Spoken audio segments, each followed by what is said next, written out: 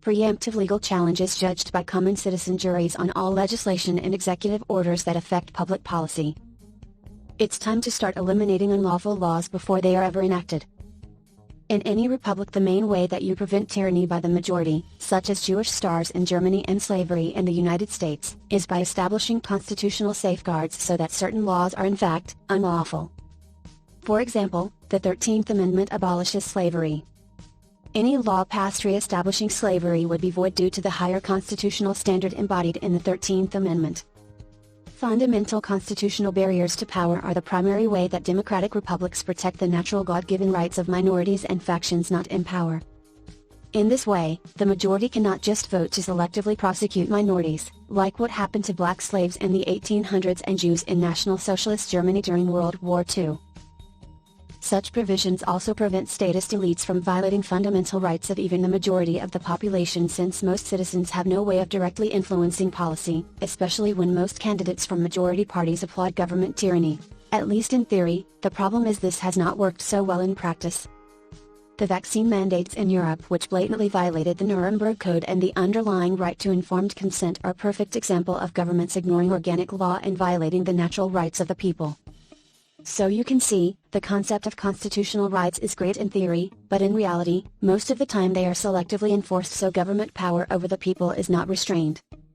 For example, you might be surprised to learn that Article 36 to the Communist Chinese Constitution says, "No state organ, social organization or individual shall coerce citizens to believe in or not to believe in any religion, nor shall they discriminate against citizens who believe in or do not believe in any religion." This is right after Article 35 saying citizens of the People's Republic of China shall enjoy freedom of speech, the press, assembly, association, procession and demonstration. Tell that to those who practice Falun Dafa or Uyghur Muslims that are persecuted or herded into concentration camps for their faith. Tell that to students who were massacred protesting in Tiananmen Square in 1989. But it is not just China that has a problem ignoring constitutional restrictions on power. How bad is it? Read Article 1, Section 10. Of the United States Constitution. No state shall enter into any treaty, alliance, or confederation, grant letters of marque and reprisal, coin money, emit bills of credit, make anything but gold and silver coin a tender in payment of debts. It does not get any clearer than that, does it? When was the last time you paid a state government in gold or silver? No constitutional amendment has ever changed this section to the U.S. Constitution. It is still in force on paper. The U.S. government for well over 100 years has been blatantly ignoring this constitutional provision. The current monetary system in the 50 states is completely and totally illegal under the U.S. Constitution. One can definitely argue against the wisdom of this provision given the necessity of digital payments in a modern economy. However, if we have moved on from the gold and silver standard, we can simply pass a new amendment. The document was designed to change in this manner. If one law can be blatantly violated like this, any can, including the 13th Amendment. See Executive Order 13,603 signed by Barack Obama authorizing in Section 502 to employ persons of outstanding experience and ability without compensation. What is a more common word for employing people without compensation? Slavery. Even drafted soldiers get paid. How does this happen?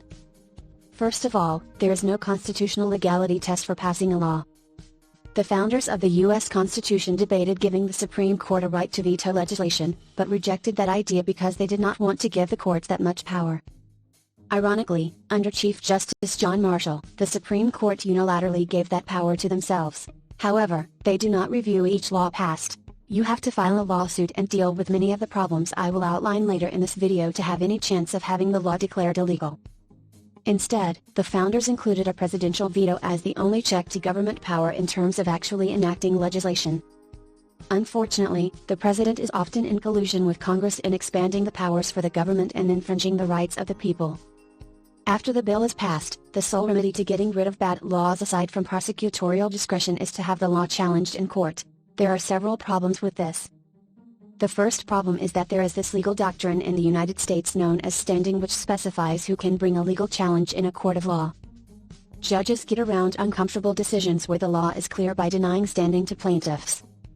If someone brought a suit against the government for not using gold and silver, a judge would likely say the plaintiff was not harmed by this policy and thus would have no standing. You could argue that the purchasing power of your money has been debased. People in the United States know exactly what this is like now, as the U.S. Federal Reserve has printed digital money with reckless abandon through monetization of debt, leading to massive inflation. These harms do not matter. A judge would rule the person bringing such a suit would have no standing to protect the status quo. You see this often with corrupt elections. If a challenge is made before the election, a court will deny you standing because the harm has not occurred yet. If you bring it after you lose an election, they will use the doctrine of laches to say you should have brought the suit before the election and the result cannot be undone. It is a no-win scenario and a way of allowing corrupt elections to stand if the government establishment wants them to. Another problem with legal systems around the world is that often the only way you challenge a corrupt law is to violate the law and force them to prosecute you. So, let's say the government passes a law saying a search engine has to turn over documents about a person's search history without a warrant, or the person goes to jail for 20 years. Generally, you cannot preemptively challenge this after the law is passed. You will be denied standing since you have not been harmed yet, according to most judges. A person who the government demands turn over the records will have to risk going to jail for 20 years just based on principle to challenge the law as a violation of the Fourth Amendment. In order to take a principled stand against an unjust law, and you often have to wait until you have been arrested or charged with a crime. That is a big gamble to take given how corrupt most judicial systems are when it comes to protecting individuals from governmental power. After all, district court judges that do not get with the program are unlikely to be appointed to higher positions like U.S. Circuit Court of Appeals or the U.S. Supreme Court, even if they have lifetime appointments. Most people are naturally not likely to want to take such a risk to defend principles of freedom. Those that do often end up examples of why you can't fight the system. So between 1. Lack of standing to bring a challenge, 2. The need to put oneself at risk to achieve standing in some cases, and 3. Potential judicial corruption to protect the power of those who appointed them, it is not a surprise that most government constitutions are not worth the paper they are printed on much of the time. There is one other significant problem with the law. Lawmakers seem to go out of their way to write laws that are not easily understood by the common people. The original idea behind the law is that you have a set of rules that everyone knows so that ruler cannot arbitrarily lock people up. However, if ordinary, literate common people cannot understand the law, then this purpose is subverted. How can you comply with something that you do not understand? The idea that you have to have intermediaries, lawyers or barristers, that have to go to school for 3 to 6 years before they can understand the law, to translate to common people what the law is, also absurd. Even then you get 5 to 4 decisions on the law from the experts as to whether the law is even legal. If laws are written and interpreted in such a way that you have such disagreements among experts, there is something seriously wrong with your legal system. If 4 of 9 judges are so unsure about their legal obligations, then how can the people be expected to come to the right decision? A decision they can be sent to jail over. In an ideal world, laws should be written so clearly that a common person has just as much chance of correctly interpreting a law as a Supreme Court justice. And, that interpretation should be obvious. And towards that end, the Supreme Court justices should be able to come to an overwhelming consensus on rulings of law. Only lawyers, politicians, and heads of large corporations are likely to disagree with this common sense standard, particularly those politicians who like to see contorted 1 + 1 = 3 legal logic to justify expansion of government power in excess of what is permitted in the Constitution. There is a need to include specificity in the law so that you can distinguish between certain modes of conduct, like murder and self-defense. However, more often than not you get a lot of unnecessary specificity that is designed purely to benefit one party over another. Former IRS prosecutor Scott A. Steele stated at one of his workshops in Las Vegas that once a law was written so specifically and obscurely in the tax code that it benefited only one wealthy family without the public realizing it. That was intentional. He also said there were multiple laws in the U.S. tax code that directly contradicted each other, and that the tax code was so large it was practically impossible to know it all. Yet people are held responsible for every last item in it. This is morally wrong. Any tax this complex should be void on face. If we make some of the judicial changes discussed in other procedure-based proposals, laws can be made somewhat less specific and complex with more discretion assigned to real people rather than potentially corrupt prosecutors. In general, people can tell the difference between right and wrong. That indeed was the theoretical rationale of the quote, "ignorance of the law is no excuse." The principle presupposed that the law is based on the difference between right and wrong that everyone knows instinctively, not random statutes making normal everyday activities criminal acts that no one would suspect. When laws are written based on arbitrary made-up standards, no one should be expected to know it. And when the laws are written in flowery language you need a degree from Harvard to understand, expecting people to obey them is even more unreasonable. So how do we ensure the law is followed and is able to be understood by the common person? We create a system of preemptory challenges judged not by specially trained lawyers and judges, but by ordinary citizens. This is the fifth pillar of the 1984 No More Agenda. After each bill is passed by the legislative authorities, say the House and Senate in the United States, the next step should be a legality test. The question of consistency of the law with the Constitution of that governmental entity should be put to a randomly selected jury of citizens from each of the jurisdictions comprising the nation or state. This does not need to be at the Capitol, it can be over teleconference like Zoom with modern technology, or teleconferences from local facilities for countries where most people do not have the resources to have home computers connected to broadband internet. Additionally, all executive orders and administrative rulings with public policy implications will also have to be validated by such a jury. For example, often legislatures delegate authority to administrative agencies in the executive branch. All of those administrative rulings should be reviewed for constitutionality before being sent for ratification by the citizens' legislature and citizens' veto. Unelected bureaucrats should not have unchecked power to make de facto laws. The juries will be instructed that if they do not understand a law, they should by default reject the legislation or the language in the legislation. If they cannot understand it, then they cannot expect other citizens to understand it. Congress can then go back and make the wording much clearer. Chances are, they will by default if they know it can be rejected for being too abstruse, and if you have to look up that last word, you are only getting a taste of what normal people have to do when reading laws. Citizens will have the option to invalidate the entire law or just provisions of the laws that are problematic. Basically, we are talking about a line item veto just like subsequent steps, only this is only based on a legal test, not their personal opinions of the law. Christmas tree legislation that is filled stuffed with all sorts of shady provisions makes this a necessity. For example, in the 2011 National Defense Authorization Act, the Obama administration snuck in a provision to allow indefinite detention of people without a trial against the U.S. Bill of Rights. It was literally just rubber-stamped into law without anyone looking at it. You need a line-by-line analysis of a law to prevent stuff like this from happening. Additionally, any signed treaty should be reviewed for consistency with the Constitution. For example, the United Nations Small Arms Treaty could not be adopted by the United States because it explicitly violates the Second Amendment to the U.S. Constitution, the right to keep and bear arms. Also, any WHO treaty that mandated vaccine passports should be rejected because it would violate fundamental human rights, which would be expressed as the Ninth Amendment to the U.S. Constitution, not to mention signing prior conventions such as the Nuremberg Code. With this type of citizen examination of a policy, standing never becomes an issue with any law.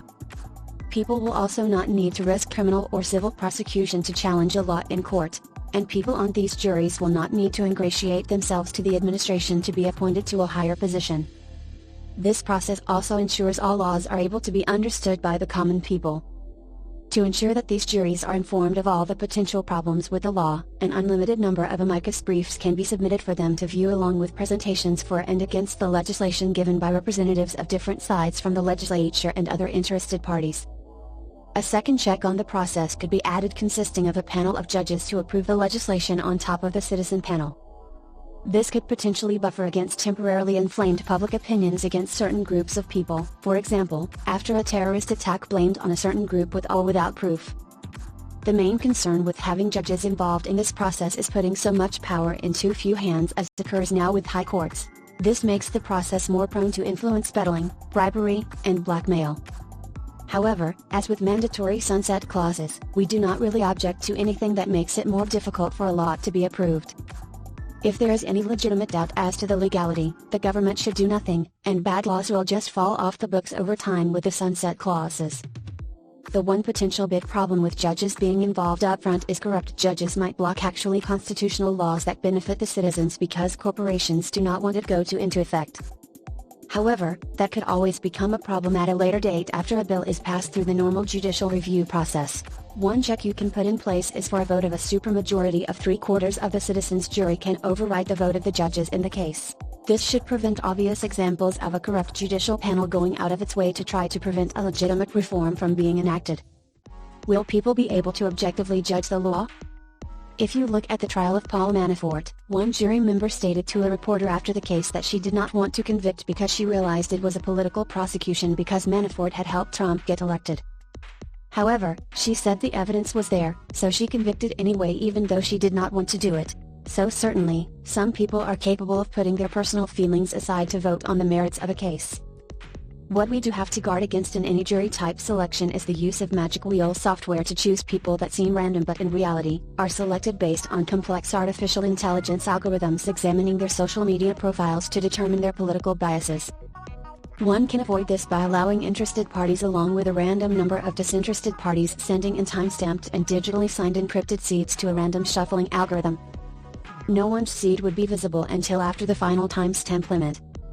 Then encryption keys can be provided to unblind them and combine them in such a way to get a true pseudo-random shuffle. As long as just one of these is completely random, the selection should be random if the algorithm is done correctly. This prevents any sort of magic wheel bias.